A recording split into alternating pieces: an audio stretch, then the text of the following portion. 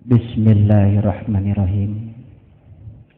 Assalamualaikum warahmatullahi wabarakatuh.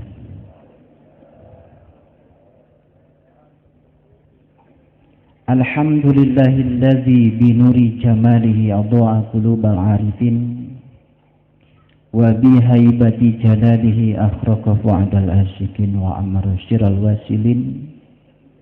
Asyhadu an la ilaha illallah wahdahu la syarikalah rabbul alamin wa asyhadu anna Muhammadan abduhu wa rasuluhu asrafal anbiya'i wal mursalin sayyidina Muhammadin wa ala alihi wa sahbihi ajmain. Yang tercinta, yang sangat kita hormati, pembina Pondok Pesantren Baitur Rahmah Kiai Haji Syekh Muhammad Sholehudi Muhyiddin Al-Amin. Hadirin kaum muslimin yang dimuliakan Allah. Dalam hal ilmu, manusia itu cuma terbagi menjadi dua bagian, yang tahu dan yang tidak tahu. Yang tidak tahu dibagi lagi menjadi dua bagian. Yang pertama, dia itu tidak tahu, tetapi dia tidak tahu bahwa dia tidak tahu. Kelompok yang pertama ini biasanya sok tahu. Kalau diberitahu biasanya tidak mau tahu, karena dia menganggap hanya dirinya yang paling tahu.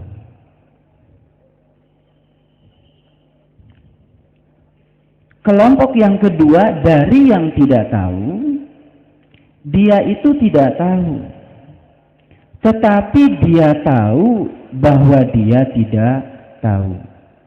Kelompok ini termasuk kelompok yang jujur dan merekalah calon-calon penerima hidayahnya Allah. Itu sebabnya Allah Subhanahu wa taala di dalam Al-Qur'an menyatakan, alladzina yastami'una al-qaul fayattabi'una ahsanahu ulaika hadahumullah ulaika hum ulul albab. Mereka yang mau memasangkan telinganya untuk mendengarkan perkataan, kemudian mengikuti yang terbaik dari perkataan itu, mereka adalah calon-calon penerima hidayahnya Allah. Puncak hidayahnya Allah, mereka menjadi ulul albab. Siapa ulul albab? Alladzina yazkurunallah qiyaman wa qu'udan wa 'ala junubihim, yaitu orang yang selalu ingat kepada Allah dalam keadaan berdiri, duduk, dan berbaring.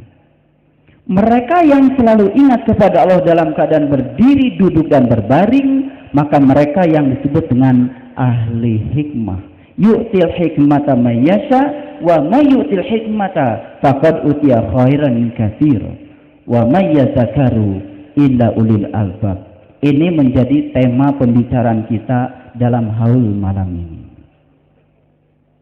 Yu'til hikmatan may yasha, Allah akan menganugerahkan hikmah kepada siapapun yang dikehendakinya. Wa may yu'til hikmata faqad utiya khairan katsira, dan mereka yang telah memperoleh hikmah sesungguhnya dia adalah pemenang yang besar. Wa may yadhakkaru illa ulil albab, dan tidak ada yang bisa mencapai itu kecuali mereka yang sudah mencapai ulil albab. Tapi ulil albab ini tidak akan bisa dicapai kalau dia belum mendapatkan hidayah. Hidayah tidak akan pernah bisa dicapai kalau dia belum bisa mengalahkan dirinya sendiri. Tidak ada yang berbahaya di luar kita, karena sesungguhnya yang paling berbahaya adalah ketidakmampuan kita mengendalikan diri kita sendiri. Maka Quran setelah Al-Fatihah adalah Al-Baqarah, cerita tentang bagaimana kita memenggal keakuan kita, supaya kita yang asalnya tidak tahu dan kita tidak tahu bahwa kita tidak tahu, yang sering sok tahu berubah menjadi orang yang dia itu tidak tahu, tapi dia tahu bahwa dia tidak tahu. Ketika dia sadar bahwa sesungguhnya dia tidak tahu, kemudian dia tahu bahwa dia tidak tahu, puncaknya dia akan menjadi orang yang tahu, dan dia tahu bahwa dia tahu. Ini yang kemudian disebut dengan ulama. Itu sebabnya Rasulullah SAW menyatakan al-ulama warasatul anbiya. Sesungguhnya yang namanya ulama, mereka-mereka yang telah menjadi para pewaris Nabi. Setiap para pewaris berarti berijazah. Setiap para pewaris berarti mendapatkan mandat untuk menjadi wasilah. Yang tidak mendapatkan mandat, jangan menyatakan diri sebagai ulama. Tahu bukan berarti mengoleksi sejumlah pengetahuan. Tahu bukan berarti mengoleksi sejumlah ayat di kepala kita. Tahu bukan berarti mengoleksi sejumlah hadis di kepala kita. Tapi tahu adalah merasakan dan mengalami. Malam yazuk lam ya'rif. Yang tidak mengalami tidak akan bisa memahami. Agama bukan keterampilan berpidato. Agama bukan keterampilan membaca ayat. Agama bukan keterampilan menyampaikan hadis-hadis. Bukan itu agama. Agama adalah keterampilan merasakan kehadiran Allah di dalam diri kita. Bagaimana kita bisa merasakan kehadiran Allah kalau tidak pernah berkhalwat?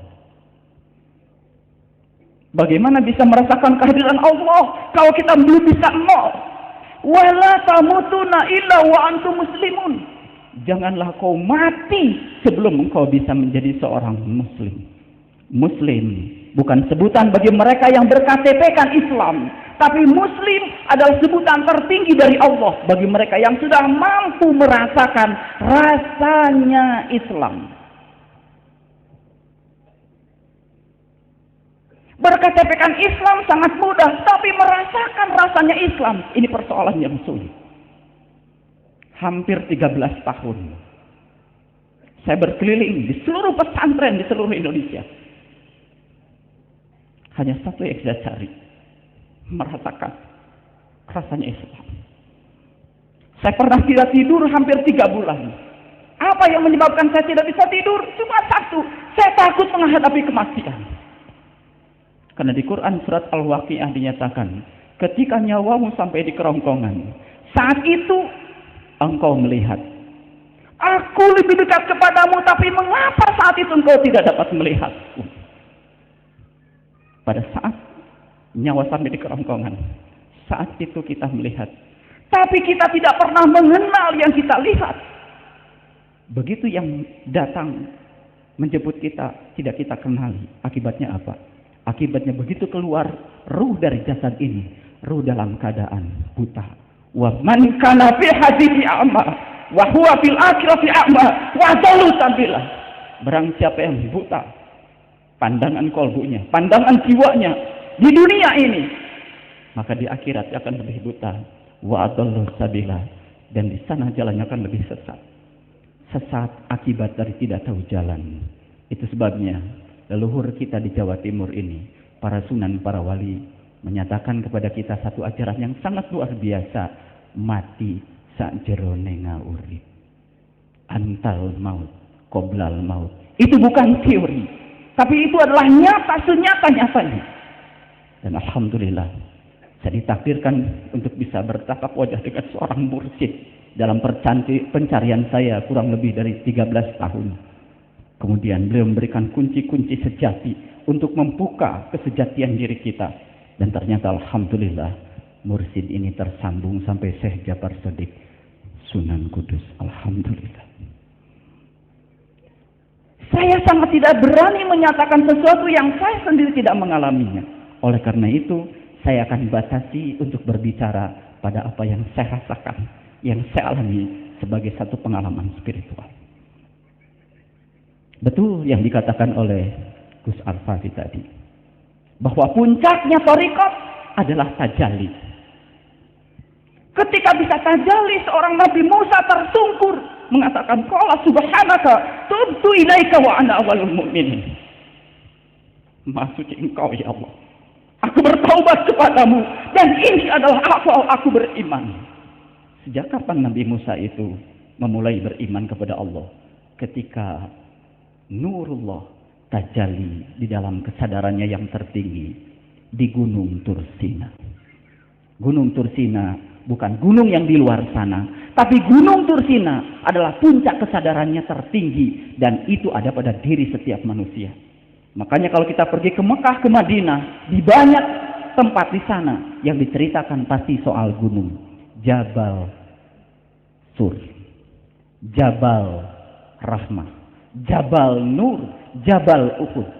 Bahkan kalau kita ziarah di Madinah, setelah dari Masjid Kuba, kita pergi ke Jabal Uhud, puncaknya di Qiblatain. Mengapa kita harus mengakhiri di Qiblatain? Apa itu Qiblatain? Selalu saja kita berkutat di wilayah syariat yang namanya Qiblatain adalah dulu Rasul berkiblat ke Baitul Maqdis, kemudian ada perintah untuk berkiblat ke Baitullah. Baitullah ada dua, satu yang syariat, satu yang hakikat. Kalau tetap saja yang kita jadikan kiblat yang syariat, yang terbuat dari batu, nggak ada beda Baitul Maqdis dengan Baitullah. Tidak ada beda. Jadi Qiblatain adalah dua kiblat. Karena diri manusia terdiri dari dua unsur. Unsur yang pertama disebut unsur jasmani, raga kita. Unsur yang kedua disebut unsur ruhani, jiwa kita, diri kita yang sejati. Dia adalah nur insani. Nur insani ini harus mengenali dua nur yang lain yang disebut dengan Nur Muhammad dan Nurullah. Itu sahadat sejati. Sebelum kita bisa manunggal dengan nur yang dua itu, selama itu pula kita hanya akan mendapatkan kehampaan spiritual. Wirid-wirid yang kita lakukan mungkin tidak berasa apa-apa terhadap diri kita. Salat-salat yang kita lakukan mungkin tidak berdampak pada diri kita. Rakaat-rakaat salat yang kita lakukan mungkin tidak bisa mengubah diri kita. Ini barangkali persoalan besar umat Islam di negeri yang kita cintai. Di kantor saya ada seorang Jepang. Kalau dia pergi ke WC lama. Suatu saat saya intip apa yang dia kerjakan. Begitu masuk ke WC, rupanya setelah dia membuang air besar, dia bersihkan itu WC, dikosoknya pakai sikat. Subhanallah. Ketika keluar dari WC saya tanya, "Mister, kenapa Anda membersihkan sendiri? Bukankah di kantor ini sudah ada cleaning service?" Apa jawaban dia? "Aku terlahir ke dunia tidak mau menyusahkan siapapun. Ketika aku membersihkan WC, aku yakin suatu saat ketika aku masuk ke WC, aku akan mendapatkan bagianku selalu bersih dan aku bisa menjadi nyaman di situ." Mengapa nilai-nilai Islam justru tidak ada di negara atau di wilayah-wilayah yang komunitas Islamnya lebih banyak? Ada apa sesungguhnya dengan ibadah-ibadah yang kita lakukan? Mengapa masjid-masjid kita, pesantren-pesantren kita menjaga WC saja kita belum bisa? Bagaimana kita bisa menjaga kesucian hati kita? Bagaimana bisa khalwat? Bagaimana bisa memisahkan segala aliran-aliran hawa nafsu yang masuk ke dalam diri kita? Bagaimana bisa itu? Mohon maaf, barangkali mengendalikan satu puntung rokok saja kita masih kesulitan. Bagaimana mengendalikan hawa nafsu yang luar biasa di dalam diri kita? Malam ini saya akan mengajak para hadirin semua, demi cinta kepada Allah, saya akan mengajak untuk jujur pada diri sendiri. Sebab awalnya hidayah adalah jujur pada diri sendiri. Apakah kita termasuk yang tidak tahu? Dan kita tidak tahu bahwa kita tidak tahu? Apakah kita termasuk orang yang tidak tahu, tapi sekarang kita tahu bahwa kita tidak tahu? Kalau kita sadar, sebentar kita akan diangkat menjadi orang yang tahu. Dan dia tahu bahwa dia tahu. Subhanallah. Itu sebabnya perjalanan hidup manusia itu digambarkan dalam berbagai ritual syariat yang kita kenal. Kita ambil contoh yang sederhana saja. Di sini saya yakin banyak orang yang sudah haji. Di sini saya yakin banyak orang yang sudah umroh. Berapa kali kita berkeliling tawaf di sana? Berapa kali? Entahlah berapa kali. Tapi rasa apa yang sudah bersemayam di dalam jiwa kita? Perubahan perilaku apa yang terjadi pada diri kita? Hikmah hikmah apa yang sedang muncul di dalam diri kita. Yu'til hikmata may yasha wa may yu'til hikmata faqad utiya khairan katsira. Sudahkah ayat ini menjadi pengalaman spiritual kita? Atau baru sekedar kita hafal? Melafalkan kalimat inni ma'akum aina ma kuntum sangat mudah, siapapun bisa. Melafalkan kalimat wa idza sa'alaka ibadi anni fa inni qarib, siapapun bisa. Melafalkan kalimat wa nahnu aqrab ilaihi min hablil warid, semua bisa. Tapi berapa orang yang betul-betul bisa membuktikan hal itu terjadi di dalam dirinya? Berapa banyak? Sudahkah kita merasakan semuanya? Agama bukan kata-kata. Suatu saat kita harus membebaskan diri kita dari segala huruf dan kata. Itu yang disebut dengan spiritual. Masuk ke alam keheningan. Di situ kita merasakan kenikmatan penyatuan dengan Allah Sang Mahani. Sahadat kita, apakah baru di sini? Kita tahu definisi iman sejadul al-iman tasdikun bil qalbi wa iqrarun bil lisan wal amalu bil arkan. Sudah sejak lama kita tahu, tapi kita tidak pernah mau membuktikan kalau iman harus dimulai dari kolbu. Dan di mana letaknya kolbu? Bagaimana cara membuka kolbu? Padahal digambarkan demikian luas di dalam Al-Quran. Quran diawali dengan huruf ba, dan hampir semua ayat di Quran selalu diakhiri dengan huruf nun.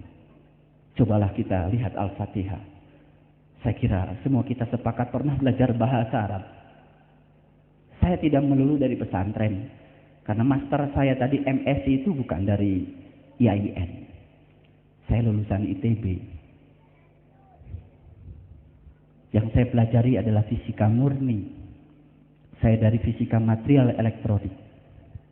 Saya seorang peneliti fisika. Dan alhamdulillah, Allah telah memberikan satu karunia yang luar biasa. Ternyata fisika dengan metafisika itu sangat simetris. Idas sama'un sakot wa adinat li rabbiha wa huqqat wa idal ardu mudat wa alqat ma fiha wa takhalat. Ya ayyuhal insan innaka kadhihun ila rabbika kadhan famulaqih. Sudahkah kita bisa menyatakan ayat itu? Subhanallah. Idas sama'un sakot, ketika langit terbelah, langit mana? Tidak ada langit secara fisik. Yang berwarna biru itu bukan langit. Itu hanya peristiwa dispersi dari cahaya matahari. Langit yang dimaksud di dalam Al-Quran adalah lapisan-lapisan kerohanian. Idzas sama'un sakot, ketika mata kolbu terbuka, ketika mata jiwa terbuka, ketika mata ruhani terbuka. Wa adzinat li rabbika wa huqqat. Wa alqat ma fiha wa tahqalat. Wa idal ardu mudat. Ratakan bumi kita. Mana bumi? Kalau di Quran ada kata-kata langit, pasti itu urusan rohani. Kalau di Quran ada kata-kata bumi, pasti itu urusan jasmani. Wa idal ardu mudat. Bumi harus diratakan. Bumi harus dienolkan. Bumi harus dikosongkan. Bahkan bukan sekedar mengosongkan itu. Wa alqat ma fiha wa takhalat. Kosongkan juga yang ada di pikiran kita. Tidak melihat, tidak mendengar, tidak bicara, tidak bernapas, bahkan tidak berpikir. Itu antal maut qoblal maut. Di situ kita akan merasakan ridho Allah. Di situ kita akan merasakan tajalli dan luar biasa. Quran surat An-Nur ayat 35 bukan khayalan. Itu bisa nyata senyata-nyatanya terjadi di dalam diri kita. Allahu nurus samawati wal ardh. Masalu nurihi kamishkatin fiha misbah al-misbahu fi jujajah al-jujajatu ka'annaha kawkabun duriyyu yuqadu min sajaratin mubakar zaitunatil hasarkiyah wala gharbiyah yakadu zaituha walau lam tamsasu narun nurun 'ala nur yahdillahu li nuri may yasha. Nur 'ala nur tidak bisa diserap dengan mata ini, tapi nur ala nur hanya bisa diserap dengan satu mata yang sangat halus yang Allah berikan kepada kita. Fa innaha la ta'mal absar walakin ta'mal qulubul lati fis sudur. Sesungguhnya yang buta bukan matamu yang itu, tapi yang buta adalah matamu yang terletak di kedua rongga dadamu. Sangat jelas kalau Allah kepada kita memberikan dua pasang mata, satu pasang mata lahir, satu pasang mata batin. Pertanyaannya, sudahkah kita bisa membuka satu pasang mata lagi? Kalau itu sudah terbuka, maka Allah berfirman di dalam Quran surat Ar-Rahman. Apa itu? Rabbul masyriqain wa rabbul maghribain. Fabi ayyi ala'i rabbikum tukadziban. Allah yang memelihara dua tempat terbit matahari dan Allah yang memelihara dua tempat terbenam matahari. Nikmat mana lagi yang engkau dustakan? Kalau tempat terbit matahari ada dua, tempat terbenamnya ada dua, berarti matahari harus ada dua. Betul? Selama ini kita cuma tahu matahari terbit dari timur, terbenam di barat. Berarti tempat terbit matahari cuma satu, tempat terbenam matahari cuma satu. Selama kita belum menemukan satu matahari lagi, selama itu pula jiwa kita kosong dan selalu gelisah. Akhirnya apa? Hubud dunya, maka haital maut. Dan kita takut menghadapi yang namanya kematian. Gak usah berbohong. Tanpa dikatakan, semuanya menjadi kasar. Siapa yang takut mati dan siapa yang tidak, sangat kelihatan. Dan tidak bisa dibungkus dengan wiridan. Karena rasa takut itu datang dari jiwa kita yang kadang-kadang tidak pernah kita layani. Makanya Quran surat Al-Fatihah dibuka dengan huruf ba. Ba itu titiknya di luar.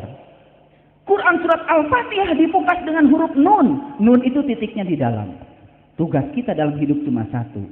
Memindahkan titik yang di luar ke titik yang di dalam.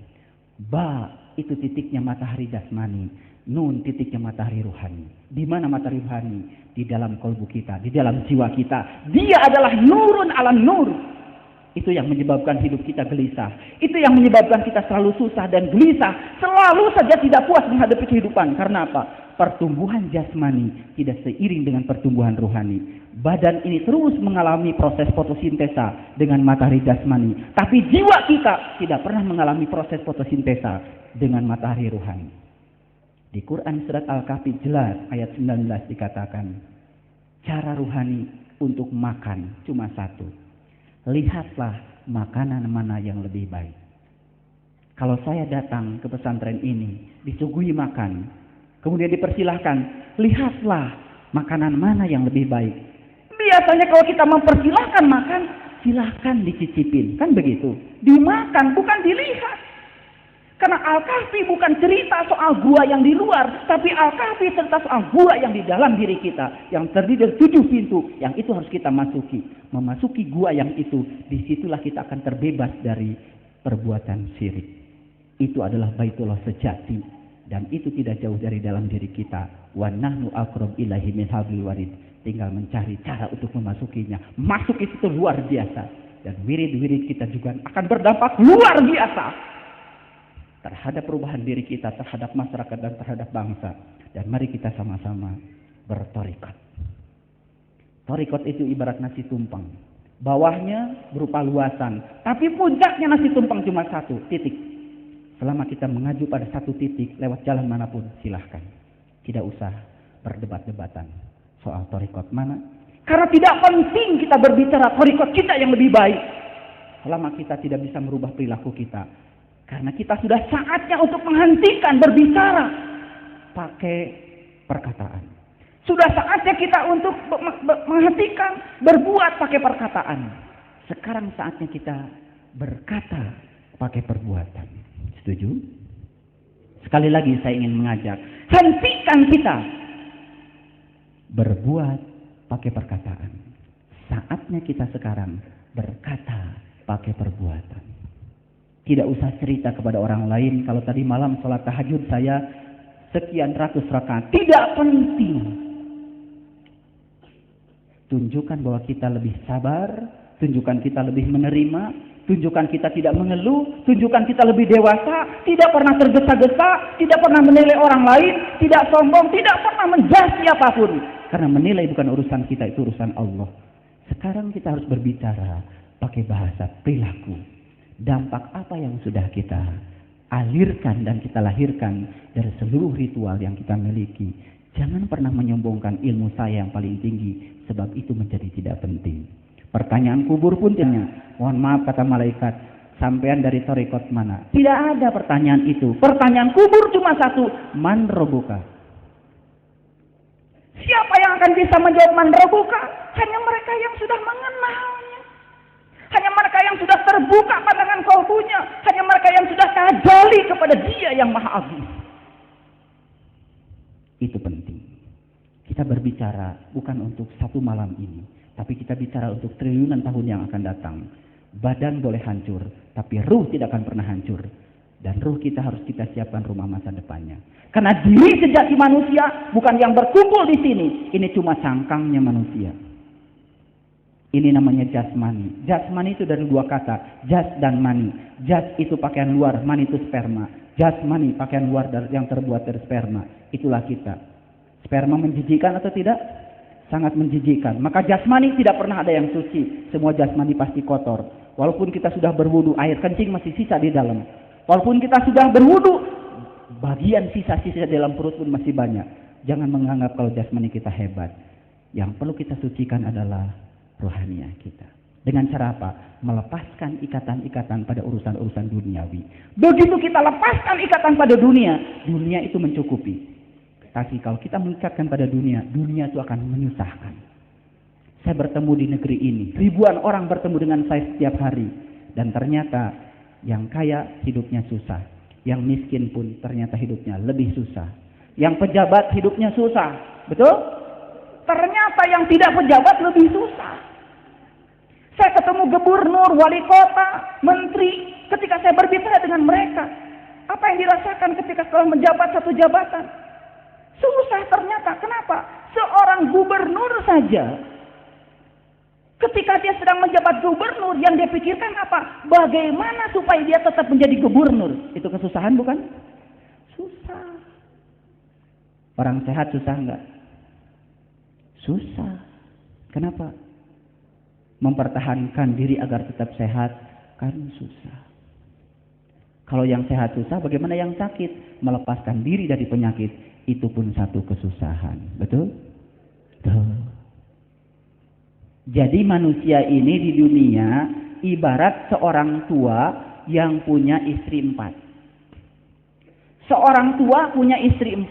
Suatu saat Pak Tua ini mengalami satu tanda-tanda kematian. Dan dia sadar kalau akhir dari kehidupan di dunia ini mau datang pada dia. Kemudian Pak Tua ini mengumpulkan istri-istrinya. Yang berapa tadi?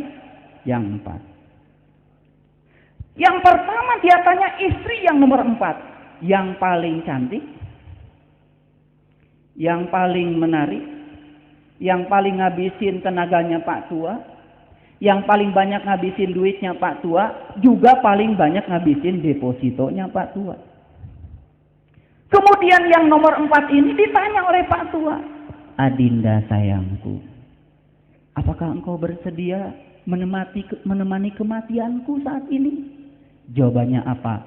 Sangat singkat, tidak. Begitu tersakiti oleh istrinya yang keempat, kemudian Pak Tua ini tanya istri yang ketiga, bagaimana Adinda istriku? Apakah Adinda mendengar pertanyaanku tadi? Istri yang ketiga mengatakan, Kakanda yang aku cintai, sudah cukuplah pengorbananku kepadamu. Dan sekarang saatnya engkau pergi dan aku hanya bisa mengantar sampai di sini. Sampai di rumahnya aja. Kemudian Pak Tua itu tanya istri yang nomor 2. Bagaimana Adinda istriku yang kedua ini? Apakah engkau mendengar pertanyaan kepada istri yang ketiga? Istri yang kedua lebih cerdas lagi. Kalau istri Kakanda yang ketiga mengantarnya sampai rumah, aku bersedia loh Pak Tua mengantarmu sampai kuburan. Tapi tetap tidak mau kalau mati harus bareng. Istri yang pertama, sebelum Pak Tua menyelesaikan pertanyaan dengan bijak mengatakan, akulah istrimu yang sejati yang akan mengantarmu sampai mati. Luar biasa bahagianya Pak Tua. Tapi itu cuma cerita. Siapa istri yang keempat? Istri yang keempat adalah yang paling ngabisin duit kita, tenaga kita, waktu kita, pikiran kita. Siapa itu? Kesenangan kita, dunia kita, jabatan kita, pekerjaan kita, kesibukan kita, dan semua kita punya istri yang keempat yang banyak ngabisin duit kita. Betul? Betul nggak? Siapa istri kita yang ketiga? Istri kita yang ketiga adalah jasmani kita. Hampir semua orang dalam hidup ini cuma ngurusi perkara jasmani. Habiskan waktunya di kantor, habiskan waktunya di pabrik, habiskan waktunya di pasar. Cuma apa? cari makan dan pakaian untuk ngurusi jasmani ini. Padahal sedemikian banyak waktu yang kita investasikan, ujung-ujungnya jasmani ini pun kita tinggalkan. Betul? Istri kita yang kedua, siapa? Istri kita yang kedua adalah sanak famili kita yang kita cintai. Itu pun semua akan meninggalkan kita. Dan istri kita yang pertama siapa? Istri kita yang pertama adalah ruh kita, jiwa kita. Itulah diri kita yang sejati yang akan menemani kita. Tapi istri yang pertama ini sering kita sakiti. Pengen tahajud tengah malam, entar. Pengen kholwat, entar. Masih ada besok. Kalau telenovela kan siarannya cuma sekali. Kalau kholwat masih ada besok. Pengen tahajud, entar. Pengen duha, entar. Makanya ketika kita duha atau tahajud sering ditumbenin oleh Allah.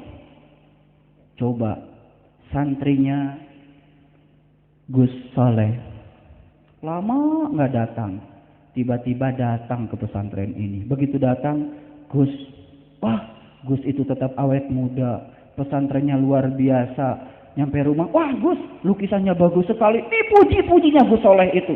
Padahal biasanya dia tidak begitu. Dalam batinnya Gus Soleh, ini orang pasti ada maunya. Itu yang sering kita lakukan. Begitu kepentak urusan dunia baru tahajud.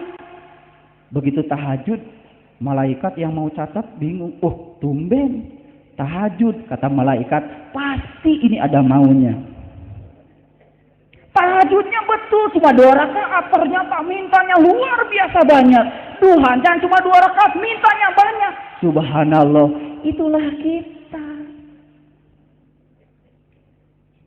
Itu sebabnya perjalanan hidupnya manusia digambarkan dalam satu ritual yang sangat luar biasa. Contohnya ritual tawaf. Dari mana kita mulai tawaf? Dari satu tempat yang disebut dengan Hajar Aswad. Siapa Hajar Aswad? Saya cerita apa yang saya rasakan, yang saya alami. Ketika saya pertama kali pergi ke sana, satu yang saya mohon pada Allah, ya Allah, kalau Engkau berkenan dan mengizinkan kepadaku, izinkan aku untuk bisa mengerti dan menerjemahkan seluruh simbol-simbol haji dan umroh.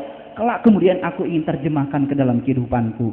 Subhanallah. Begitu saya diberi izin untuk mencium yang namanya Hajar Aswad, yang saya rasakan, tiba-tiba mata saya tidak bisa melihat apa-apa. Saya cuma melihat cahaya yang amat sangat terang. Entah mata mana yang terbuka saat itu. Dan di ujung sana, saya melihat ada seorang ibu sedang melahirkan seorang anak. Saya melihat keringat bersimpuh di dalam badan ibu.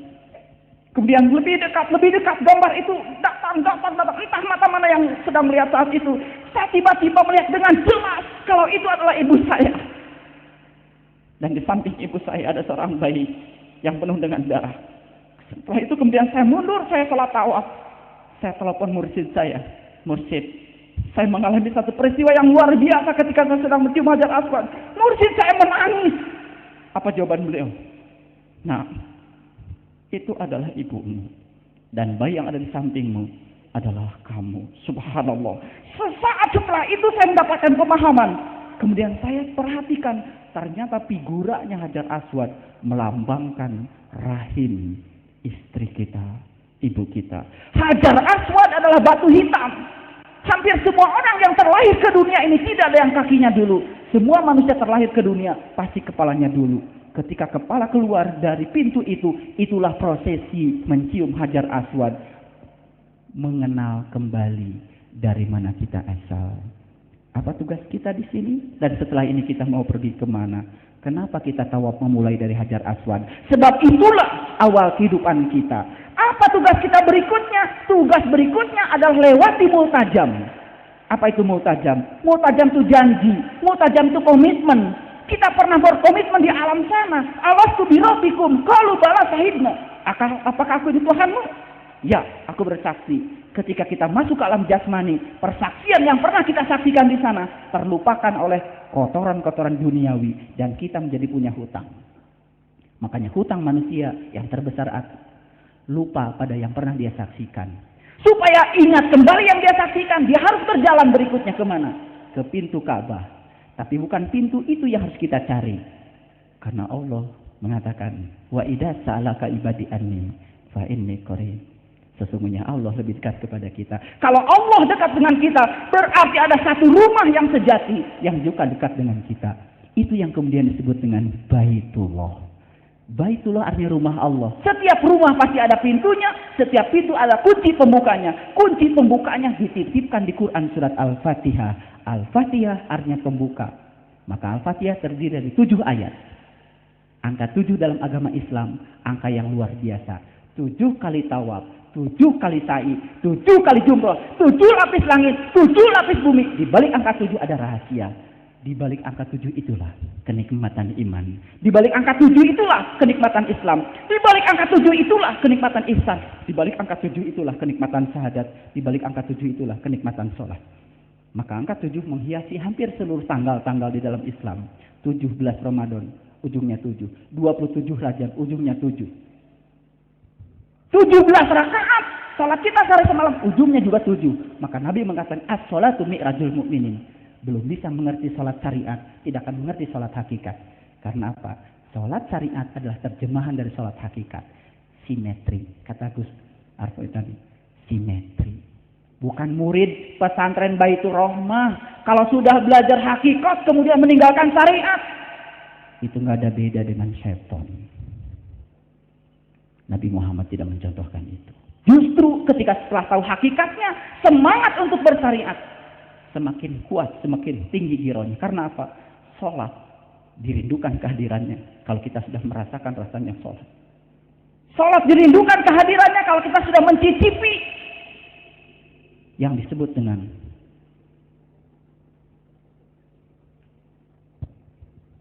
dirikanlah sholat hanya untuk mengingat aku. Bagaimana bisa mengingat kalau kita nggak kenal? Bagaimana bisa mengingat kalau kita belum pernah tajalli? Hanya dengan tajalli kita bisa mengingat. Maka seluruh perintah mengingat di Quran diawali dengan perintah haji. Silahkan selidiki Quran. Seluruh perintah ingat diawali dengan perintah haji. Faiza afadtum min Arafah fazkurullah indal masy'aril haram. Wazkuruhu kama hadakum wa in kuntum min qablihi laminad dhalin. Faiza qadaitum manasikakum fazkurullah kadzikrikum abaukum. Luar biasa.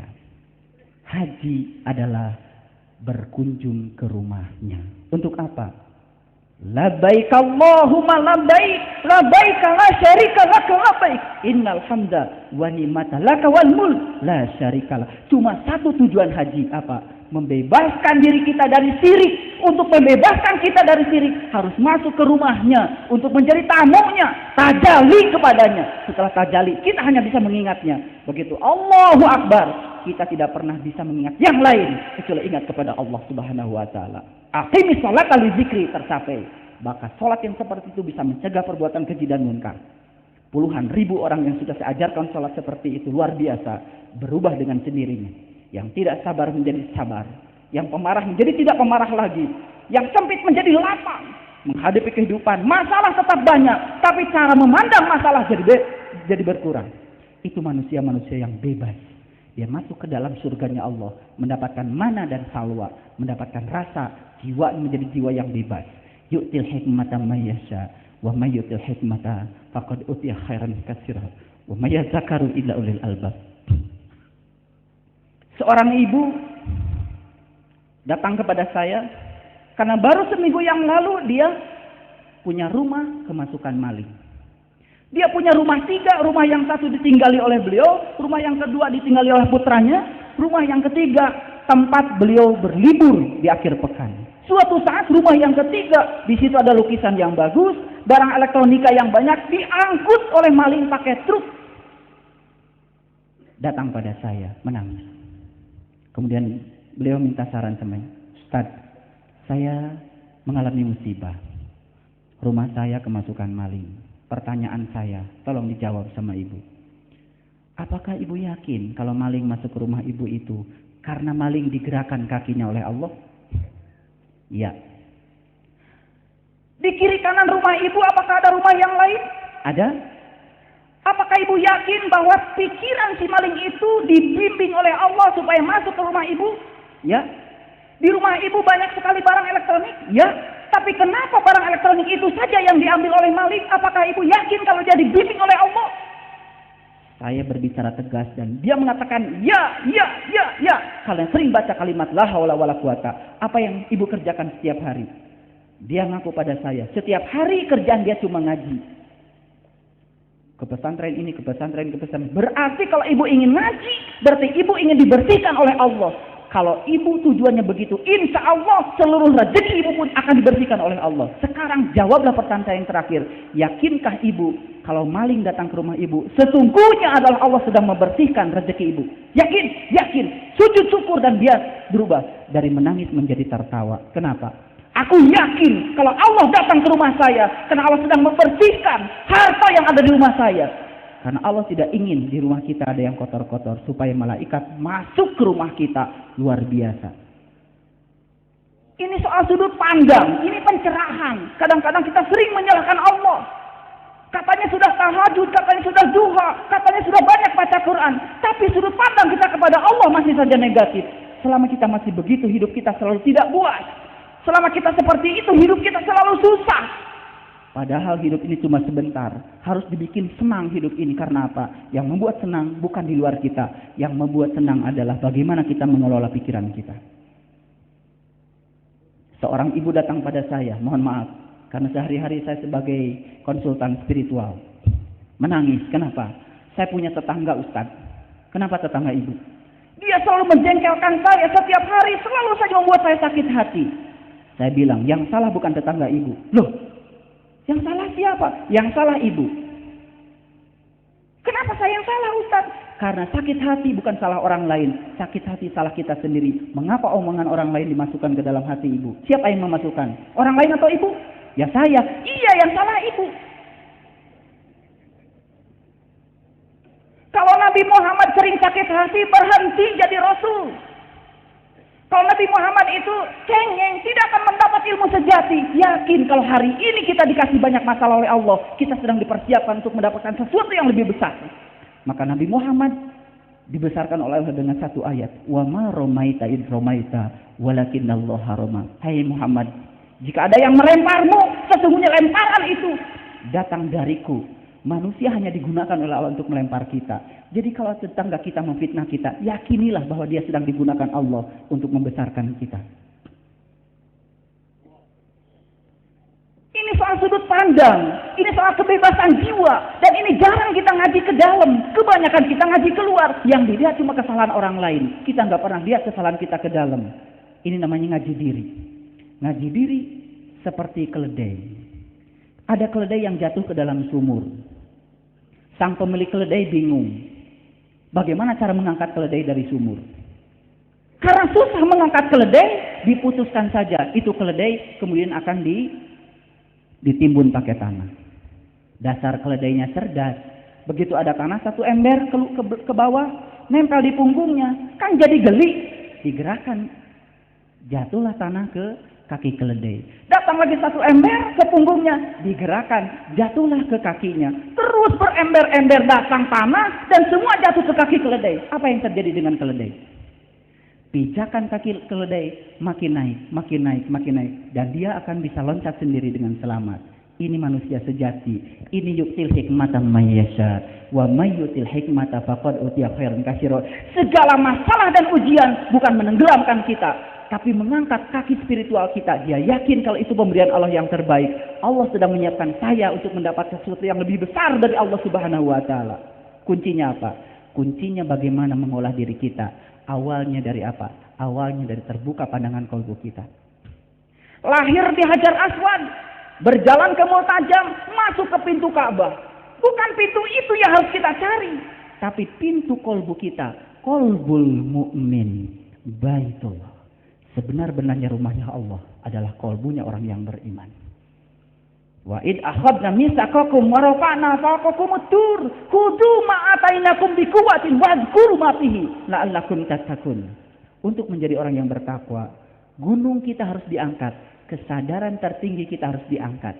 Gunung Tursina kita harus diangkat. Tempat tajali kita harus dibuka. Supaya kita bisa bertajali sebagaimana Nabi Musa bertajali kepada Allahnya.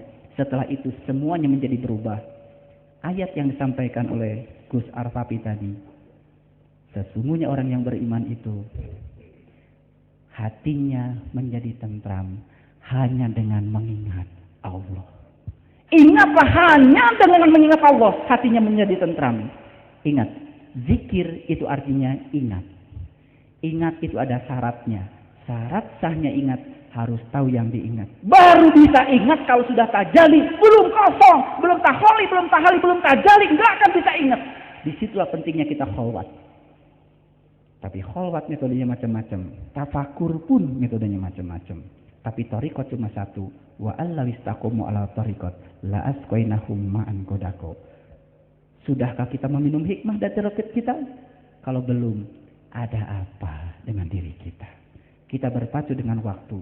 Karena kematian bisa datang kapanpun, setiap saat. Dan kita tidak tahu kapan kita mati. Tapi kita harus sudah terbuka sekarang. Supaya pada saat kematian datang, kita tahu jalan untuk kita pulang. Pintu Ka'bah. Temukan itu. Setelah ketemu pintunya, masuklah ke situ. Begitu masuk, jadilah duyufullah. Jadilah duyufur rahman. Labbaik Allahumma labbaik. Labbaik la syarika laka labbaik.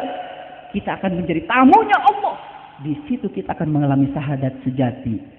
Al-iman tasdikun bil qalbi. Di situ kita rasakan baru ikrar. Asyhadu an la ilaha illallah wa asyhadu anna Muhammadar Rasulullah. Yang diikrarkan apa yang dirasakan di dalam kolbu. Itu namanya syahadat. 1000 kali kita mengucapkan syahadat di tingkat lisan tanpa mengalami di sini, tidak ada dampaknya. Mari kita jujur pada diri kita sendiri. Saya berbicara kebenaran. Tapi mohon maaf barangkali ayat-ayat tidak saya bacakan semua terkait dengan waktu. Yang penting intinya diterima dulu. Kalau kita sudah masuk pintu Ka'bah, menemukan pintu Baitullah yang sesungguhnya, tugas kita tidak berhenti. Tawaf masih harus berjalan. Kemana kita? Ke Maqam Ibrahim. Disitulah kita akan mendapatkan kenikmatan beragama yang disebut di dalam Quran surat Al-Fatihah, Al-Mun'am alaihim. Wa may yuti'illah wa rasulah fa ulaika ma'al ladzina an'ama Allah minan nabiyyin wasyiddiqin wasyuhada wasyolihin. Baru kita akan semakom dengan para nabi, para siddiqin, para syuhada dan para sholihin di situ di Maqam Ibrahim. Kalau sudah semakom dengan mereka, jalan ke Hijr Ismail. Ada apa di Hijr Ismail? Ismail adalah orang yang demi cintanya kepada Allah, dia menyembah Allah bukan lagi pakai konteks kewajiban. Hati-hati, kewajiban untuk mu'alaf. Kewajiban bukan untuk kita. Wajib itu dilaksanakan dapat pahala, ditinggalkan dapat siksa. Dua-duanya bermuatan. Kalau kita beribadah masih dalam konteks kewajiban, nggak ada bedanya kita dengan anak kecil yang baru belajar di sekolah. Kalau diiming-imingi hadiah baru belajar. Kalau dikasih peringatan baru belajar. Oleh karena itu orang-orang bijak bersepakat untuk mengatakan, barang siapa yang menyembah Allah karena dia berharap sesuatu dari Allah, maka dia tidak layak akan cintanya Allah. Dan barang siapa yang menyembah Allah karena takut akan Allah, tidak layak akan cintanya Allah. Tapi barang siapa yang menyembah Allah karena dia mencintai Allah, baru dia layak akan cintanya Allah. Bagaimana bisa tumbuh cinta kalau kita tidak mengenalnya? Ini baru saya uraikan sedikit saja soal tawaf. Bagaimana kalau saya uraikan haji secara umum? Luar biasa. Walillahi 'alan nas hijjul bait. Wajib hukumnya pergi ke Baitullah. Wajib hukumnya berhaji. Pergi ke rumah sejati kita agar kita bisa kembali ke tempat asal kita. Innalillahi wa inna ilaihi rajiun. Pergi ke Mekah tidak masuk ke Baitullah. Siapa yang melaksanakan haji masuk ke Baitullah? Nggak ada. Cuman keliling-keliling di luarnya, namanya tawaf. Pada setiap kita berkunjung harus masuk ke rumahnya. Saya baru boleh katakan berkunjung ke rumahnya Gus Solehudi. Kalau saya datang ke sini ketemu Gus Solehudi. Kalau tidak ketemu dengan Gus Solehudi, nggak enak. Betul nggak? Jadi yang namanya berkunjung itu harus masuk ke dalamnya. Li'ila fi Quraisyin ila fihim rihlatas sita'i wa saif falyabudu probahadal bait. Jangan kau sembah rumah ini, sembahlah yang punya rumah ini. Jelas. Itu namanya kiblatain. Begitu Allahu Akbar, hadapkan lahir kita kepada Baitullah yang lahir, tapi hadapkan batin kita kepada Dia sang pemilik Baitullah. Di situ baru merasakan kenikmatan sembah raga, sembah cipta, sembah jiwa, dan di situ akan muncul rasa. Mengalir kita ke sana, ke alam-alam tinggi. Walaqad ra'ahu najratan ukhra inda sidratil muntaha inda jannatul ma'wa id yagsa sidrati ma yagsa. Di situ kita merasakan penyatuan di alam kesadaran yang tertinggi, menyatu bersama Allah, dan di situ kita merasakan kenikmatan sholat. Sholat pada tingkat itu dirindukan kehadirannya. Jadi sholat bukan lagi kewajiban, karena datangnya dirindukan. Subhanallah. Kenapa anak-anak kita sulit sholat? Jangan salahkan mereka. Karena kita pun gak pernah ngajarin sholat. Jangan-jangan kita pun baru sholat pada tingkat kewajiban, belum sholat pada tingkat rasa yang menumbuhkan kerinduan untuk melaksanakannya. Karena untuk sampai di situ harus haji. Makanya haji baru ingat, setelah ingat baru bisa sholat. Nabi Muhammad mi'raj dulu baru sholat. Tuh, jelas ayatnya. Laqad kana lakum fi Rasulillah uswatun hasanah. Uswatun hasanahnya Rasul tentang apa? Liman kana yarjullah. Tentang cara berjumpa dengan Allah. Wal yaumal akhir, di hari berikutnya, setelah hari ini bisa, wa dzakarallaha katsira, baru bisa ingat. Sejak kapan Bapak Ibu ingat sama saya? Sejak melihat saya. Setelah melihat, pulang dari sini masih ingat saya. Ingat itu ada syaratnya. Syarat sahnya ingat, harus tahu yang diingat. Itu ingat yang sah. Bayangkan, wiridan kita, la ilaha illallah, la ilaha illallah. Itu kalimat itu suatu saat akan lenyap. Yang muncul apa? Kullu syai'in halikun illa wajhahu. Segala sesuatunya musnah. Yang muncul cuma keindahan wajahnya. Tapi itu luar biasa. Saya besok disuruh pidato di rumahnya Pak Widodo AS. Yang mau dengar pidato saya semua alumni ISQ. Apa tugas saya? Saya ingin menyatakan bahwa Nabi Muhammad langitnya terbuka dan bisa melihat mawar merah sebagaimana yang digambarkan di Quran surat Ar-Rahman tanpa teleskop Hubble. Kenapa? Raga kita diciptakan Allah melampaui teleskop Hubble. Raga kita diciptakan Allah untuk mengetahui siapa sesungguhnya Allah. Maka di dalam satu hadis kunci dikatakan, aku adalah suatu perbendaharaan yang tersembunyi. Aku ingin agar aku ini dikenali, maka aku ciptakan manusia agar manusia dapat mengenali aku dengan aku. Disitulah keunggulannya manusia. Laqad khalaqnal insana fi ahsani taqwim. Sudah digunakan apa tangan ini? Sudah digunakan apa kepala ini? Sudah digunakan apa badan ini? Baru untuk urusan dunia? Kalau hanya untuk itu, ulaika kal an'am. Gak ada beda kita dengan mereka. Selama kita belum tahu siapa sejatinya diri kita, man arafa nafsahu faqad arafa rabbahu. Ini penting. Kenapa? Ini soal hidup. Ini soal hakikat hidup. Ini soal masa depan rohaniah kita. Hijr Ismail menyembah Allah karena cinta. Ternyata tidak bisa tumbuh sendiri. Dia harus lahir di Hajar Aswad, harus berjalan ke Multajam, harus ketemu dengan pintu Ka'bah, harus mendapatkan kunci pembukanya. Setelah itu masuk ke makam Ibrahim, masuk Hijr Ismail. Puncaknya di mana dia? Dia akan masuk rukun Yaman. Yaman. Fa ashabul maimanati ma ashabul maimanah. Wa ashabul mas'amati ma ashabul mas'amah. Ciri orang yang selamat, kitab amalnya akan diberikan dari sebelah kanan. Kitab amal itu bukan nanti, dan kitab amal dapat kita temukan sekarang bagi mereka yang tahu ilmunya. Iqra kitabaka kafa binafsika al-yauma 'alaika hasiba. Bacalah kitab engkau, cukuplah itu sebagai juru penghitungmu. Tajali, intensitas tajali, terang tidaknya tajali, itu akan dihisab sekarang. Karena apa? Allah mengatakan, fakashafna anka gidoaka fabasyaruka liyaumal hadid. Pada hari ini aku bukakan tirai yang menutupi pandangan wajah batinmu sehingga penglihatanmu amat tajam. Kapan hari itu terjadi pada diri kita? Harus terjadi hari ini. Harus terjadi manakala ruh masih ada di dalam badan ini. Kalau ruh belum mengalami apa-apa ketika di dalam badan, gak pernah kasab, gak akan pernah tumbuh cinta. Sebab cinta hanya lahir dari kasab. Sanurihim ayatina fil afaq wa fi anfusihim hatta yatabayyana lahum annahu. Aku bentangkan kebesaranku di segala ufuk. Dan yang terpenting, aku bentangkan kebesaranku pada dirimu sendiri. Sudahkah kita bisa melihat kebesarannya pada diri kita? Karena dalam diri kita ada harta karun yang terpendam, yang luar biasa. Bapak Ibu yang saya cintai, baru setelah dari rukun Yamani kemana? Ke Hajar Aswad lagi. Kalau kita gambar akan berupa lingkaran. Ini namanya innalillahi wa inna ilaihi rajiun. Asal dari satu titik kembali ke titik yang sama. Kalau asal dari satu titik tidak berakhir di titik yang sama, bukan lingkaran. Itu enggak tawaf. Hidup yang tidak tawaf, hidup yang tidak mencerminkan tawaf, tidak akan bisa kembali kepada Allah.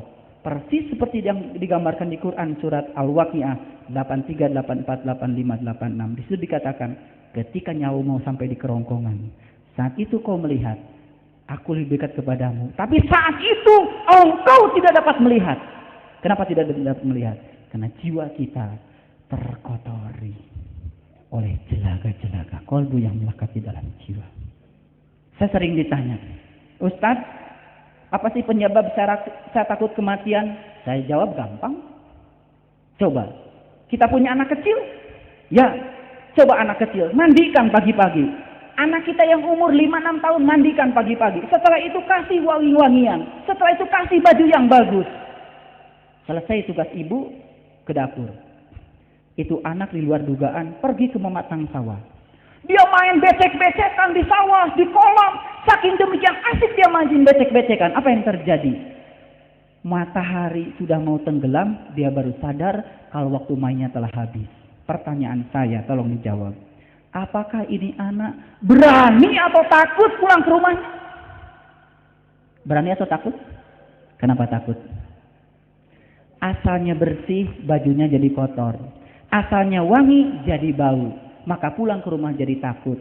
Itulah anak kecil, itu adalah diri kita.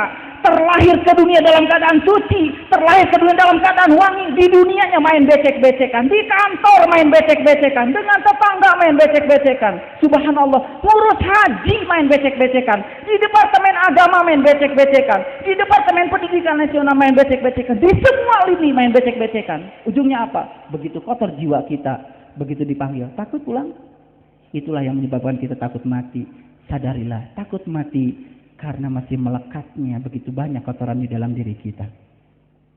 Makanya dosa manusia itu, menurut saya, yang saya pelajari dalam Al-Quran, dosa manusia itu tidak banyak ternyata. Cuma satu. Allah menyatakan, Innallaha la yaghfiru ayyushraka bih wa yaghfiru ma duna dzalika liman yasha. Sesungguhnya Allah tidak akan pernah mengampuni dosa syirik, tapi Allah akan mengampuni dosa apapun asal jangan dosa syirik. Kalau ditanya, punya nggak dosa syirik? Pasti jawabannya tidak. Tapi marilah kita selidiki ketika sholat. Allahu Akbar. Kita mengatakan ini wajahtu wajhiya lilladzi fataras samawati wal ardh. Aku hadapkan wajah batinku kepada zat yang telah menciptakan langit dan bumi. Saat itu mulailah keluyuran pikiran kita. Kenapa?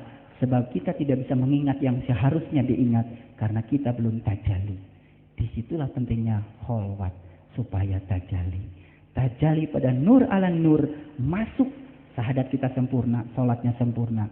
Terus ke sana, insya Allah sholat kita berdampak pada kehidupan kita. Kalau bahasa ilmunya sudah disampaikan oleh Gus Arpati. Kalau saya bahasa premannya. Kalau saya berbicara pakai bahasa pengalamannya saja supaya gampang dicerna, praktis. Ternyata syarat sahnya ingat harus tahu yang diingat. Itu sebabnya di Quran dikatakan wasta'inu bisabri wassalah wa innaha lakabiratun illa 'alal khashiin alladzina yadunnuna ala mulaqu.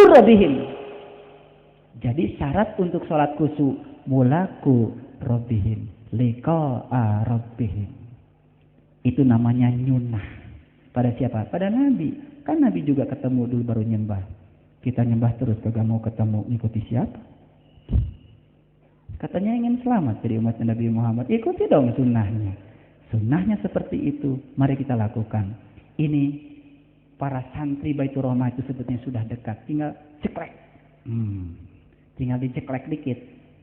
Sampai ke sana. Semua ayat-ayat Al-Quran sekalipun yang mutasabihat hanya dapat dipahami dengan pengalaman spiritual.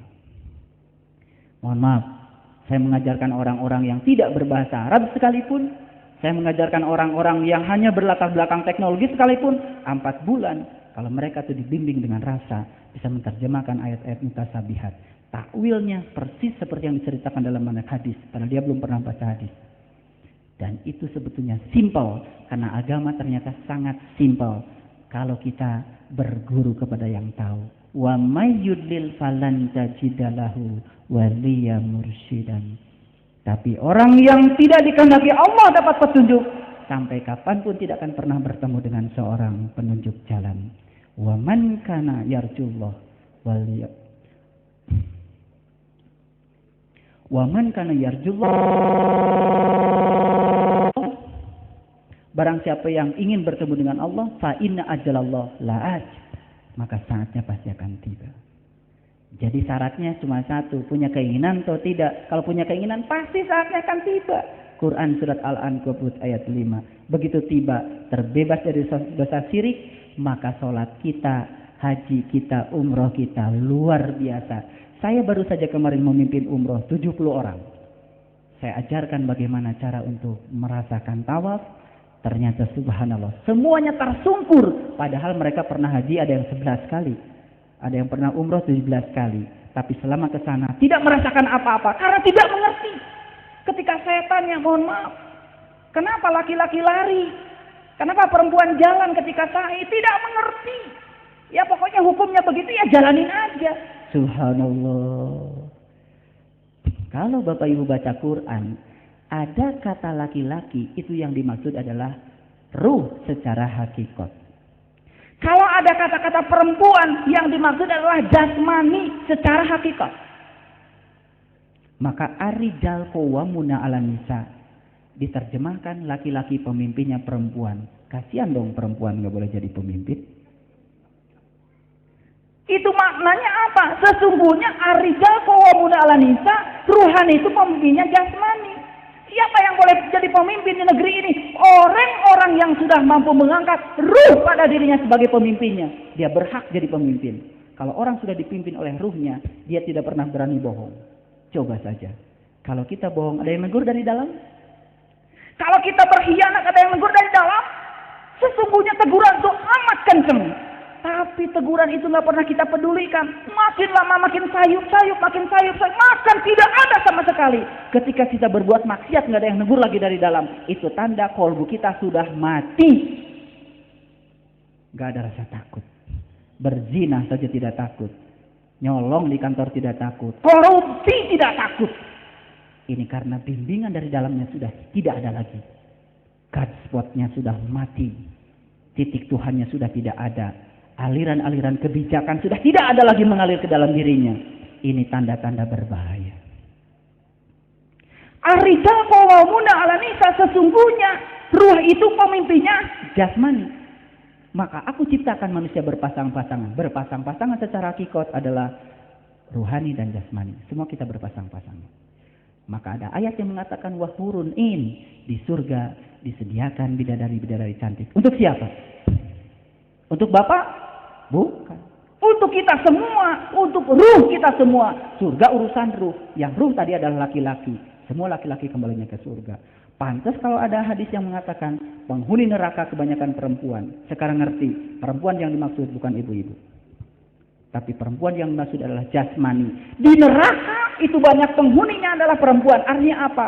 Penghuni neraka adalah mereka-mereka yang di dalam hidupnya hanya mengedepankan urusan-urusan jasmani. Baik bapak maupun ibu. Itu namanya pemahaman universal. Islam sangat luar biasa. Islam sangat universal. Islam itu tidak universal. Mana kita sudah beragama cuma syariatnya saja. Tidak pakai thariqat, tidak pakai hakikat. Akibatnya Islam itu nggak ada rasanya. Hadirin yang dimuliakan Allah. Sangat senang kita berbicara. Tapi satu lagi ada yang saya lupa tadi. Kenapa sa'i itu yang lari laki-laki, yang jalan perempuan? Mengerti sekarang? Laki-laki melambangkan ruhani, perempuan melambangkan jasmani. Kalau kita sudah sa'i, namanya sudah janji bahwa urusan ruhani akan kita kedepankan ketimbang urusan jasmani. Layanilah istri kita yang pertama ini. Kasihan sering kita sakiti. Dia adalah ruh kita, dia adalah jiwa kita. Dia ingin mendapatkan makanan sebagaimana jasmani kita mendapatkan makanan. Bapak Ibu yang saya cintai, jam berapa sekarang? Jam 12 kurang 5. Alhamdulillah, berarti saya sudah berbicara lebih dari 1,5 jam. Capek nggak, Pak? Capek nggak, Bu? Yang duduk nggak capek. Yang capek sih yang diri, dia ngomong. Capek. Tapi insya Allah ini cuma sekedar membuka pikiran kita.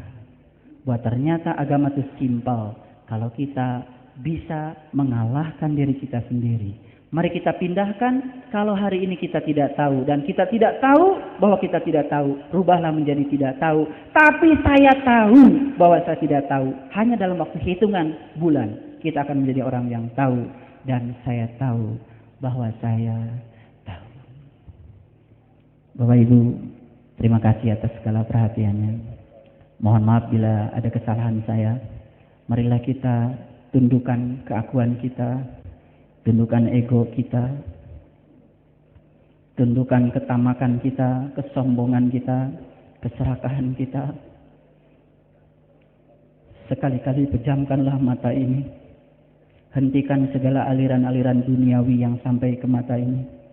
Biarkanlah kalbu kita hanya diisi oleh Dia, Allah yang Maha Pencemburu. Biarkanlah kalbu kita hanya untuk Dia.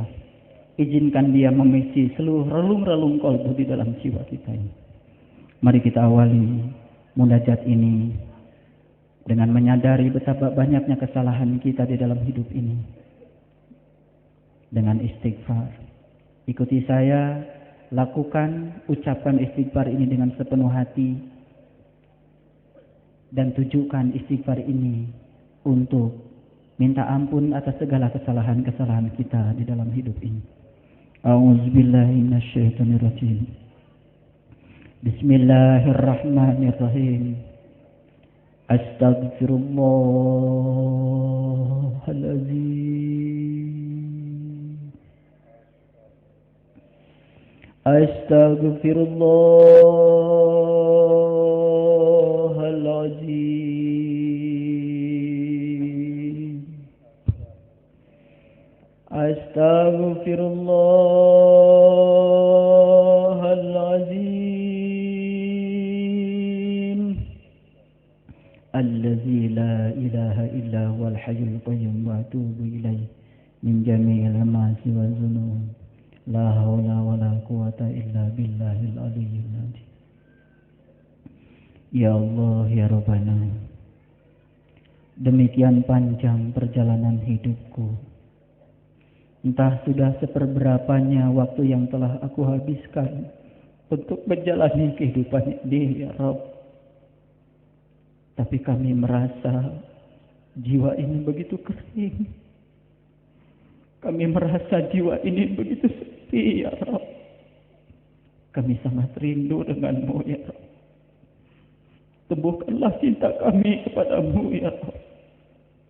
Tumbuhkanlah cinta kami kepada orang-orang yang telah berhasil mencintaimu, ya Rabb.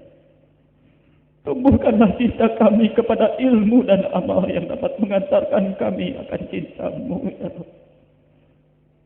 Ya Rabbana, kami sadari betapa banyak waktu yang telah kami habiskan untuk melayani hawa nafsu kami, ya.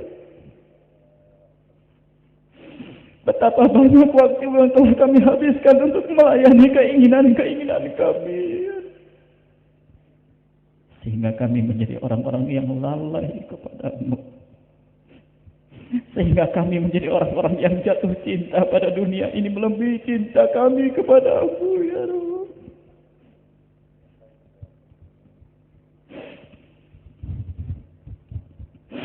Demikian cintanya kami kepada dunia ini, ya Allah. Terkadang kami sering menuhankan hawa nafsu yang ada pada diri kami ketimbang menuhankan Engkau, ya Allah. Maafkanlah segala kesalahan kami, ya Allah.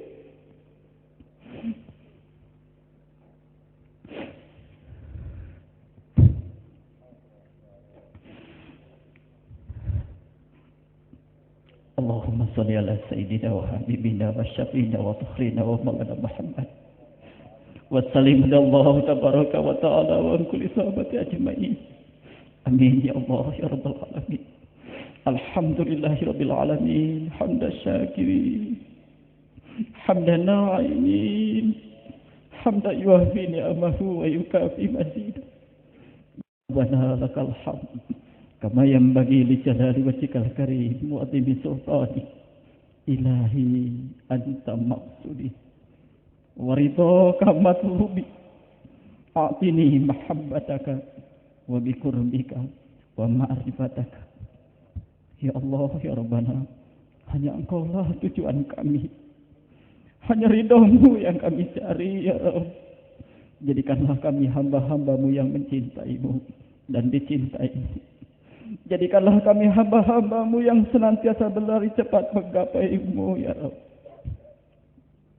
Ya Allah ya Rabbana, kami berkumpul di tempat-Mu yang mulia ini dalam rangka tasyakur bin ni'mah atas karunia yang Kau berikan kepada pesantren kami yang kami cintai ini, pesantren Baitur Rahmah yang telah dirintis oleh para leluhur kami yang suci dan mulia ya Rabb. Jadikanlah pesantren ini sebagai tempat untuk melahirkan generasi-generasi bangsa yang saleh. Jadikanlah pesantren ini sebagai tempat untuk melahirkan generasi yang Engkau idamkan ya Rabb. Kami syukuri segala kenikmatan ini ya Rabbana. Kami terima apapun yang Kau berikan kepada kami. Kami yakin itu adalah pilihan-Mu yang terbaik bagi diri kami. Ya Allah ya Rabbana, segala puji hanya pantas bagi-Mu. Janganlah Kau biarkan diri kami menjadi orang-orang yang senang dengan sanjungan. Janganlah Kau biarkan diri kami menjadi orang-orang yang senang dengan pujian ya Rabb. Janganlah Kau biarkan diri kami mengatakan Alhamdulillah, sementara kelakuan kami menjauhi Alhamdulillah. Di satu saat kami mengatakan segala puji hanya bagi-Mu, tapi pada saat yang sama kami ingin sanjungan, kami ingin pujian, kami merasa segala sesuatu yang terjadi adalah hasil kami diri sendiri ya Rabb. Betapa sombongnya kami ya Rabb. Betapa hinanya diri kami ya Rabb. Betapa tidak berartinya diri kami ini ya Rabb. Oleh karena itu, ajarkan sifat kasih sayang-Mu kepada kami ya Rabb, agar kami bisa berbuat tanpa keinginan, tanpa muatan, agar kami menyembah-Mu semata-mata karena cinta kepada-Mu ya Rabb. Ya Allah ya Rabbana, Engkaulah Sang Malik Yaumiddin. Engkau yang menguasai hari pembalasan. Engkau yang boleh menghukum ya Rabb. Engkau yang berhak menilai ya Rabb. Maafkanlah kami ya Rabb. Selama ini yang kami lakukan adalah menghukum orang lain. Selama ini yang sering kami lakukan adalah membuat daftar kesalahan-kesalahan orang lain ya Rabb. Sementara kami melupakan kesalahan diri kami sendiri. Begitu sibuknya kami mencatatkan aib-aib orang lain ya Rabb, sampai kami lupa siapa diri kami ya Rabb. Maafkanlah segala kesalahan kami ya Rabb. Hanya kepada-Mu kami menyembah ya Rabb. Hanya kepada-Mu lah kami memohon pertolongan-Mu ya Rabb. Tunjukilah kami ke jalan-Mu yang lurus, jalannya orang-orang yang telah Engkau karuniakan nikmat kepada mereka. Tunjukilah kami ke jalannya para nabi. Tunjukilah kami ke jalannya para siddiqin. Tunjukilah kami ke jalannya para syuhada. Tunjukilah kami ke jalan orang-orang yang saleh.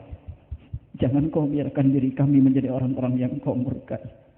Jangan pula Engkau biarkan diri kami menjadi orang-orang yang tidak tahu jalan pulang kepada-Mu, sehingga kami menjadi orang yang tersesat ketika pulang kepada-Mu. Ya Allah ya Rabbana, karuniakanlah cahaya-Mu ke dalam kalbu kami. Karuniakanlah cahaya-Mu ke dalam penglihatan kami. Karuniakanlah cahaya-Mu ke dalam pendengaran kami ya Rabb. Karuniakanlah cahaya-Mu ke dalam lisan kami. Karuniakanlah cahaya-Mu ke sisi kanan kami. Karuniakanlah cahaya-Mu ke sisi kiri kami. Karuniakanlah cahaya-Mu di depan kami ya Rabb. Karuniakanlah cahaya-Mu di belakang kami. Karuniakanlah cahaya-Mu di atas kami. Karuniakanlah cahaya-Mu di bawah kami. Karuniakanlah cahaya-Mu ke dalam pikiran kami. Karuniakanlah cahaya-Mu ke dalam aliran darah kami, ya Rabb. Karuniakanlah cahaya-Mu ke dalam jiwa kami. Ya Allah, ya Rabbana. Jangan Kau hukum kami sekiranya kami lupa kepada-Mu. Jangan Kau hukum kami sekiranya kami bersalah kepada-Mu, ya Rabb. Janganlah Kau pikulkan beban kepada kami yang kami sendiri tidak akan sanggup untuk memikul beban itu, ya Rabb. Janganlah Kau pikulkan beban kepada kami sebagaimana beban yang pernah Engkau pikulkan kepada generasi-generasi sebelum kami. Ya Allah, ya Rabbana, maafkanlah kami. Ampunilah kami. Kasih sayangilah kami, ya Rabb. Lindungilah kami dari ketertutupan jiwa kami. Lindungilah kami dari kebodohan kami. Lindungilah kami dari keakuan kami. Lindungilah kami dari perasaan merasa benar sendiri, ya Rabb. Kami merasa sudah menyembah-Mu, ya Rabb.